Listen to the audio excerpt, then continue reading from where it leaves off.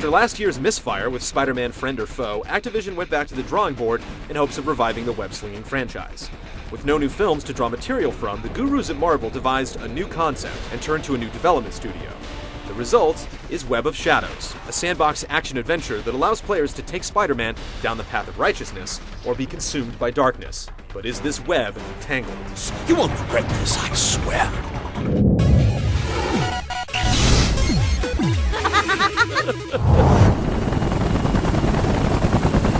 The Big Apple is once again being terrorized by crime and supervillains, and only Spider-Man and a handful of allies can stand up to their dastardly aspirations. At the heart of the conflict lies Venom, who is hell-bent on destroying Spider-Man and all of New York City. Venom is secretly infecting ordinary citizens with his symbiote, turning them into deranged creatures. Amidst the carnage, Spider-Man must also deal with his internal struggle, as ultimately, his decisions could lead to the salvation of the city, or its complete annihilation. It's a very complex story, but it's too convoluted for its own good.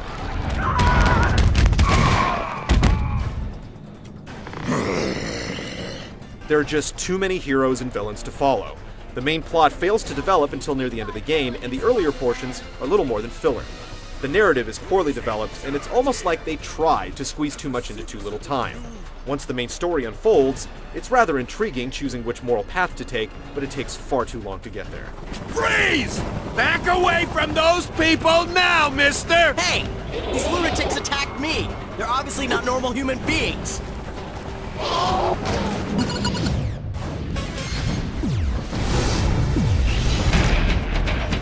As Peter Parker, the web-slinging, friendly neighborhood Spider-Man, players will tackle hordes of gang members, robots, and supervillains. The structure of the game follows a typical action-adventure formula, but it strives to replicate a sandbox experience, allowing players to swing around a sprawling metropolis, doing whatever they please. Just like all the past Spider-Man games, you have to seek out characters around the city to obtain new missions. The catch is that there's just one quest giver at a time. You're given primary objectives to advance the game's plot, or you can stray from the main path. Many of the optional missions are remedial, but at least some of them serve as additional practice for newly acquired special abilities. The mission variety is simply lacking. The early boss fights are undoubtedly the highlight of the game, particularly the dynamic tangles with Black Cat and Vulture. But eventually, even this ray of light is blotted out when Spider-Man takes on Wolverine.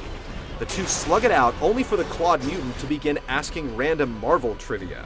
Who declined joining the new Avengers? What? After dispatching each foe, as well as certain key moments in the game, players are given the option to make a choice. Take the path of good, or give in to temptation and taste the dark side. Each decision ultimately affects the path of the game, as well as the outcome at the end.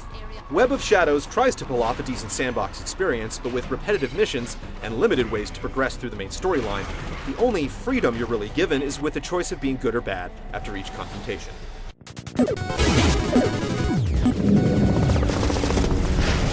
One thing that Spider-Man games have always nailed is the feeling of swinging through a massive city. That hasn't changed here. Much like in Spider-Man 2, players can only use their web-slinging ability within the vicinity of buildings or other stable structures. This gives the game a moderate sense of realism. There's a great deal of depth to Spider-Man's abilities, but you can get by using the same ones over and over. The moves available will shift depending on the situation, and each unique skill set works rather well and provides diversity for those who want it.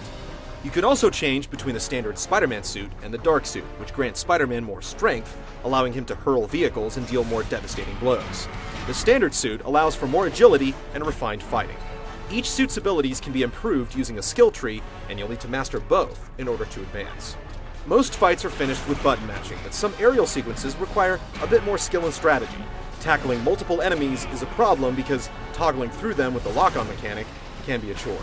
After all these years, swinging around town is still a lot of fun, but it only takes Web of Shadows so far. There's some depth to the combat, but it's rarely needed. It all becomes far too repetitive. Web of Shadows visuals are a mess. Severe tearing and clipping, sluggish frame rates, poor hit detection, and invisible objects are among the list of issues. Though the city sprawls in all directions, the buildings are repeated constantly. The vehicles, buildings, and street rabble all look far too crude. Oh my god, you have a My Face page, don't you? Dork. I do not. Ah, you totally do. Shut up, kid. There's bad voice acting, and then there's really bad voice acting, and Web of Shadows falls into the latter category. Line delivery is erratic, the writing is atrocious, and some of the character voices are just flat out annoying, with Spider-Man's voice leading the charge. Since you can't play nice, you get a timeout, mister. Web of Shadows simply looks and sounds bad by today's standards. It's rare that such a great concept is sabotaged so savagely by poor execution, but Web of Shadows is a stark reminder that it takes more than a solid idea to make a great game. Spider freaks who haven't had enough of this same formula will find it to be a solid rental, but if your spider senses are tingling, we recommend picking up one of the old games from the bargain bin. I'm not sure what's going on. Look, I'm screw up, okay? You think?